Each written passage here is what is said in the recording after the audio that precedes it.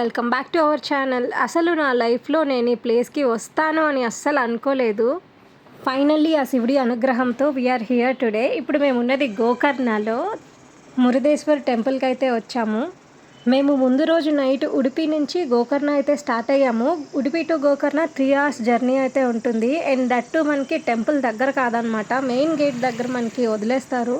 అక్కడ నుంచి టెంపుల్కి మనకి ఒకటే స్ట్రైట్ వే, బట్ ఒక 2 kilometers డిస్టెన్స్ అయితే ఉంటుంది. మీకు ఆటోస్ కూడా అవైలబుల్గా ఉంటాయి. అండ్ మనకి ఆ రూట్లోనే రూమ్స్ కూడా అవైలబుల్ ఉంటాయి. సో నైటే మేము రూమ్ బుక్ చేసుకున్నాం. ప్రీ బుక్ చేసుకొని ఇక్కడికి వచ్చాక ఆటో తీసుకొని రూమ్కి అయితే చెక్ ఇన్ చేసాము. నైట్ స్టే చేసి మార్నింగ్ అయితే ఇలా బయటకు వచ్చామన్నమాట. ఈరోజు మేము గోకర్ణలో ఓన్లీ మురుదేశ్వర్ టెంపుల్లోనే స్పెండ్ చేయాలని ప్లాన్ చేసుకున్నాము. సో ఫస్ట్ ఎర్లీ మార్నింగ్ 6 అయితే అవుతుంది. బీచ్ వ్యూ అయితే చూడడానికి వెళ్తున్నాము. చాలా బాగుంటుంది. టెంపుల్ పక్కనే ఉంటుందన్నమాట బీచ్. మేము తీసుకునే రూమ్ నుంచి టెంపుల్ వచ్చి వాకబుల్ డిస్టెన్సే. అండ్ దట్ మా విండో ఓపెన్ చేస్తే మాకు టెంపుల్ గోపురం అయితే కనిపిస్తుంది. దగ్గరలో తీసుకున్నాం. మనకి ఎదురుగా కనిపిస్తుంది కదా, ఇదే మన మురుదేశ్వర్ టెంపుల్. మనకి టెంపుల్ వెనక చుట్టూ మొత్తం బీచే ఉంటుంది. మనకి గోపురం కానీ 18 floors ఉంటుందన్నమాట ఈ టెంపుల్ గోపురం. అది పైకి వెళ్ళి చూస్తే వ్యూ మాత్రం చాలా బాగుంటుంది. ఇప్పుడైతే మేము టెంపుల్లోకి వెళ్ళట్లేదు, ఎందుకంటే ఇంకా స్నానాలు చేయలేదు కదా. సో బీచ్లో కాసేపు ఒక 1 hour అలా ఆడుకొని రూమ్కి వెళ్ళి ఫ్రెష్ అయ్యి మళ్ళీ టెంపుల్కి వెళ్తాము.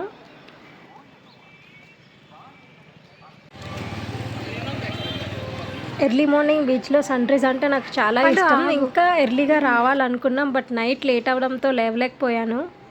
అండ్ ఇక్కడ మనకి షాపింగ్ ఏరియా కూడా ఉంటుంది. మీరు క్లాత్స్ ఏం తెచ్చుకోలేదు కానీ బీచ్లో దిగాలి అనుకుంటే అవసరం ఉంటే మీరు ఇక్కడ క్లాత్స్ తీసుకోవచ్చు. రీజనబుల్ రేట్స్లోనే ఉంటాయి.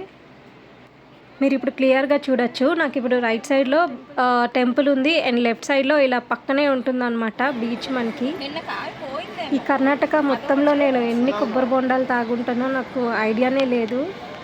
ఇంత తిరుగుతున్నందుకు బాడీకి కొంచెం హైడ్రేషన్ కావాలి కదా, డిహైడ్రేట్ అయిపోతుంది అనమాట కంటిన్యూగా జర్నీ చేయడం వల్ల.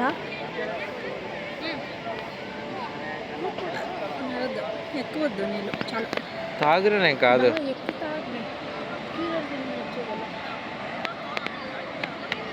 మనకి ఇక్కడ ముందు సీవాక్ బ్రిడ్జ్ ఉండేదంట, ఇప్పుడు కూడా ఉంది, బట్ అదైతే డ్యామేజ్ ఏదో అయిందంట, వర్క్ అవ్వట్లేదు. నేనైతే చాలా ఎగ్జైట్ అయ్యాను వెళ్దామని చెప్పి, బట్ అది వర్క్ అవ్వట్లేదు, ఏదో ప్రాబ్లం ఉందని చెప్పారు. సో ఎవరు కూడా దాన్ని యూజ్ చేయట్లేదు అనమాట. కానీ మీలో ఎవరికైనా స్కూబా డైవింగ్ అనేది ఇంట్రెస్ట్ ఉంటే మనకి మురుదేశ్వర్లో అవైలబుల్గా ఉంటుంది. దట్టు టికెట్ ప్రైస్ వచ్చి 3000. ఇఫ్ మీరు గోవా కానీ ఇంకెక్కడికైనా వెళ్తే మీకు ప్రైసెస్ చాలా ఎక్కువ ఉంటాయి. ఇక్కడ నాకు ఎందుకో రీజనబుల్ ప్రైస్ అనిపించింది. నాకు బీచెస్ అంటే ఇష్టమే, కానీ వాటర్ అయితే ఫోబియా ఉంటుంది. మా హస్బెండ్ చెప్పారు కావాలంటే వెళ్ళు అని చెప్పి, బట్ నాకైతే అంత ధైర్యం లేదు. అంత సముద్రం వాళ్ళు ఒక 10 kilometers వరకు తీసుకెళ్ళి అక్కడ నీటిలో వదులుతారంట. మనతో పాటు ఒక గైడర్ కూడా ఉంటారు, బట్ నాకైతే ఆ నీళ్లు చూసేలోగే సగం గుండా అయిపోతుంది. అందుకే నేనైతే అంత ధైర్యం చేయలేకపోయాను. అసలు నాకు మురుదేశ్వర్ టెంపుల్ అనేది ఒక డ్రీమ్ డెస్టినేషన్ అనే చెప్పుకోవాలి. ఎందుకంటే ఎర్లీ మార్నింగ్ నేను ఎప్పుడు సుప్రభాతం పెట్టినా మనకి బ్యాక్గ్రౌండ్లో ఇదే ఇమేజ్ వస్తూ ఉంటుందన్నమాట.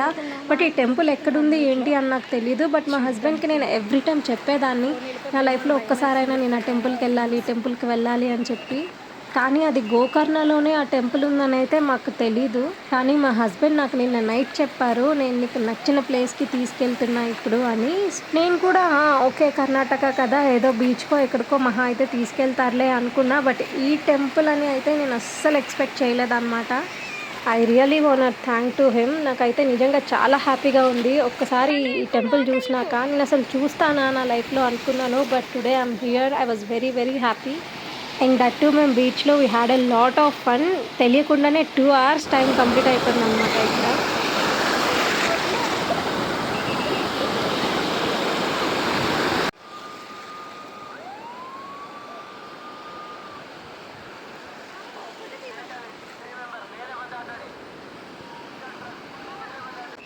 నేను చెప్పా కదా స్కూబా డైవింగ్ అని, ఇదే అనమాట. ఈ బోట్లోనే తీసుకెళ్తారు.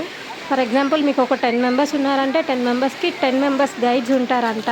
సో జాగ్రత్తగానే సేఫ్టీ మెజర్స్ అయితే తీసుకుంటారు, జాగ్రత్తగానే తీసుకెళ్తారు. మీలో ఎవరికైనా ప్యాషన్ ఇంట్రెస్ట్ ఉన్న వాళ్ళు అయితే ట్రై చేయొచ్చు. యాజ్ ఏ సెడ్ టికెట్ వచ్చి పర్ హెడ్ 1000 rupees. చూడండి బోట్ అయితే ఇప్పుడు స్టార్ట్ అవుతుంది. ఇక్కడ నుంచి నేత్రావతి అనే ఒక ఐలాండ్కి తీసుకెళ్ళి అక్కడ లోపలికి దించుతారు, వాటర్ లోపలికి.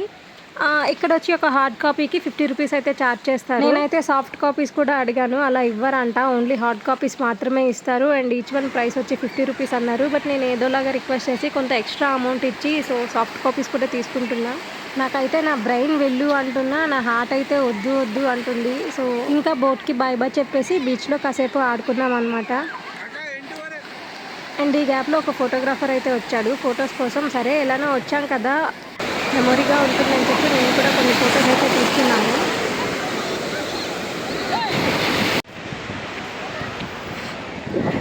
ఆయన బట్టలేసి రెడీ అయిపోయాడు, ఫోటోలు కడిగి ఇచ్చినట్టు కదా, అక్కడ ఇచ్చుకోవడానికి వెళ్ళాను. మా ఇద్దరికి ఫొటోస్ చాలా రేర్గా ఉంటాయి. నాకు తెలిసి ఇది సెకండ్ ఆర్ థర్డ్ ఫోటో ఇలా హార్డ్ కాపీస్ తీసుకోవడం. అందుకే నేను కొంచెం ఎక్కువ ఫొటోసే తీసుకున్నాను, గుర్తుగా ఉంటుందని చెప్పి. మళ్ళీ మళ్ళీ మా ఆయన ఫొటోస్కి రమ్మన్నారు. ఛాన్స్ దొరికింది కదా అని చెప్పి నేను ఆల్మోస్ట్ ఆయన తీసిన ఫోటోలన్నీ కూడా హార్డ్ కాపీస్ తీసుకున్నా అండ్ సాఫ్ట్ కాపీస్ కూడా తీసుకున్నా. సో ఫొటోస్ అయితే ఇలా ఉన్నాయి, మీరు కూడా చూసేయండి.